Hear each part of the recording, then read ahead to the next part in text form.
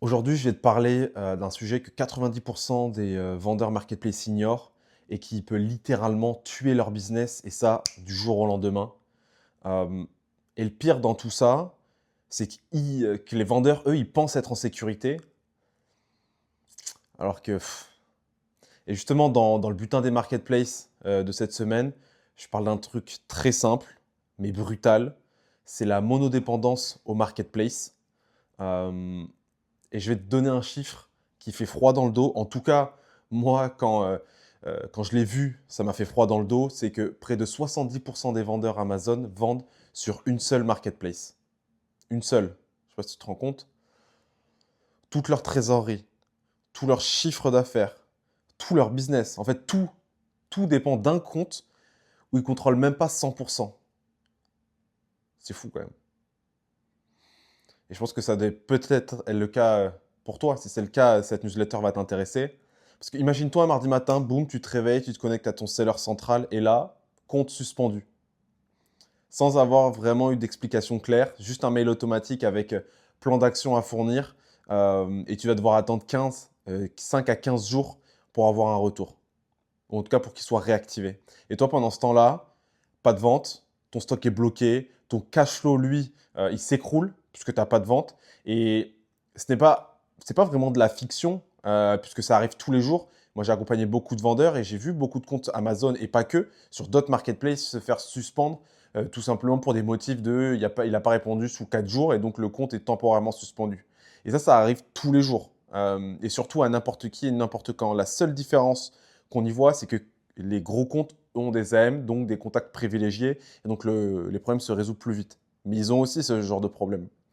Et justement, dans la newsletter de cette semaine, j'explique 5 réels risques que tu peux avoir liés à cette dépendance-là.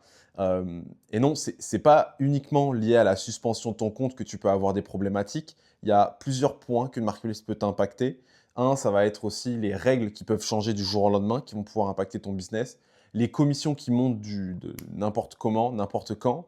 Et l'algorithme qui, lui, peut te faire passer de la page 1 à la page 4 du jour au lendemain. Et donc là, tu perds énormément de ventes. Et également la guerre des prix liée à la buy box. Malgré que tu peux avoir un bon produit, de bons avis et une bonne marge, quand lui, l'algo, il a décidé de pousser quelqu'un d'autre à ta place, bah là, boum, tu perds 80% de tes ventes et de visibilité en 2 semaines. Ça peut aller vraiment extrêmement vite. Sans levier et sans support et sans avoir eu d'explication en plus. C'est fou. Et j'en ai vu des vendeurs en plus, hein. Mais le risque, pour moi, qui est le plus sous-estimé, c'est que tu ne possèdes pas tes clients quand tu vends sur une marketplace. Zéro. Zéro mail, zéro CRM, zéro remarketing. En fait, ton client n'est pas ton client, c'est celui de la plateforme, de la marketplace. Ouais. Et le jour où tu sortiras de la marketplace, tu repars à zéro. Et beaucoup de vendeurs, justement, qui étaient justement sur la marketplace La Redoute pourront en témoigner de ça, parce qu'il y en a plusieurs qui, justement, ont perdu pas mal de CA juste à cause de cette fait sortir de la marketplace. Et c'est vraiment comme si tu devais reconstruire ton business du début sans avoir récolté de data. Maintenant, la newsletter, elle ne s'arrête pas au problème. Je donne dans la newsletter surtout de la stratégie multicanal concrète. Et quand je dis multicanal, attention, je ne veux pas dire d'aller n'importe où, n'importe comment, n'importe quand. Je veux vraiment qu'on vienne construire un système qui soit intelligent. Typiquement, on pourrait prendre par exemple Amazon pour le volume. Effectivement, c'est forcément le mastodonte des marketplaces, donc être dessus pour le volume. Avoir une deuxième marketplace en plan B si Amazon plante ou te bloque. Et également avoir ton propre site e-commerce pour récupérer la donnée client. Même s'il est petit, même s'il est moche au début, mais il est à toi. Et c'est là la différence. Parce que, en fait, ton site, c'est vraiment le seul endroit où tu contrôles ta marge, tu contrôles ta relation client et surtout ta survie à long terme. Et c'est ça qu'on va essayer de chercher.